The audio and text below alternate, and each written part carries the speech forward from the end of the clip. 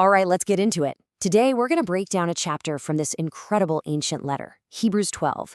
And really, it's a masterclass in the art of not giving up. It's all about how to flip the script on hardship, turning it from a reason to quit into the very thing that keeps you in the fight. I mean, come on, of course you have. We all have. It's totally human. Well, the people this letter was first written to, they were feeling it in a big way. They were this early Christian community getting hammered from all sides. Hostility, social pressure. They were just plain exhausted. They were right on the edge of quitting, and this letter was written to talk them off that ledge. So how does the author get their attention? He starts with an image they would all get: sports. But this isn't just about a long-distance race. Oh no, he immediately ramps it up. He tells them, you're not just in a race, you're in a one-on-one fight, a boxing match. And this framing is so powerful.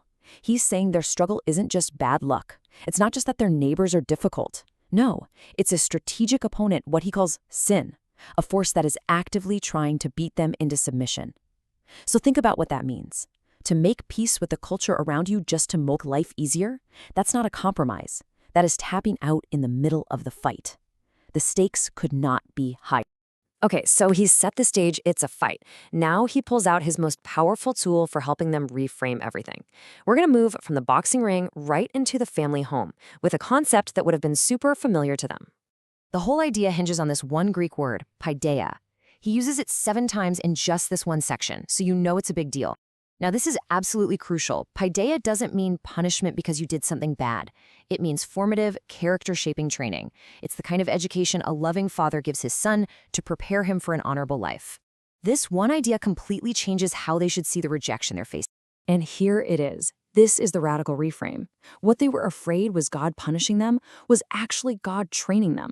What felt like a giant neon sign of rejection was, in reality, the proof that they were his true children. It showed he was invested in them. So the very thing that was making them want to give up becomes the #1 reason to press on. And, this idea wasn't totally out of left field. Even the famous Roman philosopher Seneca, who was around at the same time, wrote about this kind of thing. He basically said that a wise God acts like a strict father, toughening up the people he loves. It shows the author of Hebrews was tapping into a well-known cultural idea to really make his point land. So what's the end game for all this difficult training? It's not just suffering for the sake of suffering. The whole point is character formation. It's about building these virtues of holiness and righteousness, basically living in a way that's honorable and just. This training is what makes them fit to be citizens of the incredible city God has waiting for them. Now, to really drive home what's at stake, the author paints these 2 vivid, completely opposite pictures. He compares the old way of approaching God with the new way. First, he takes them back to Mount Sinai, and man, it is a terrifying scene. You've got burning fire, darkness, gloom, this frightening whirlwind of sound. It's a place with strict rules where you can't even get close without risking death. The whole vibe is fear and distance. But then he hits them with this. That is not what you have come to.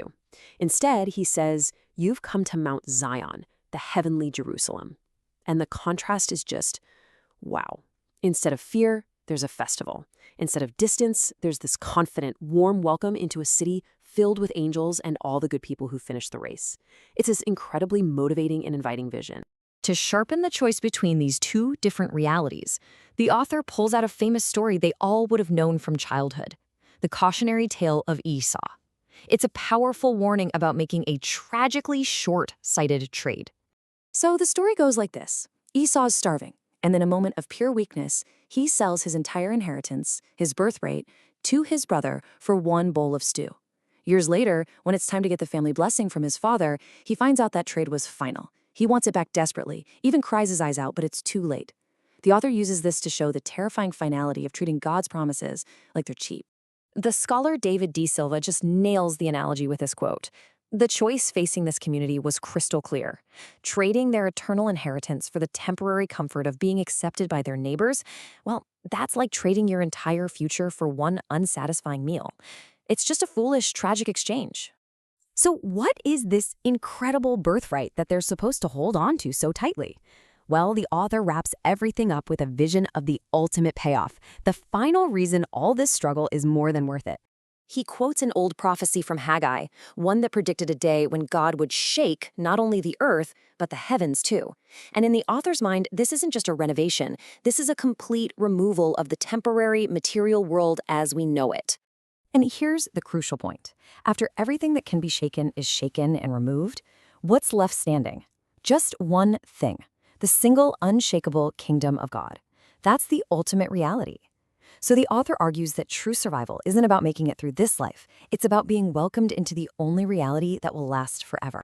So when you're faced with the promise of receiving a gift this incredible, this permanent, how do you respond? The author says it's simple. Gratitude. A deep, profound gratitude that shapes every decision you make, that comes out in how you worship and how you live. It's the core value that should drive everything.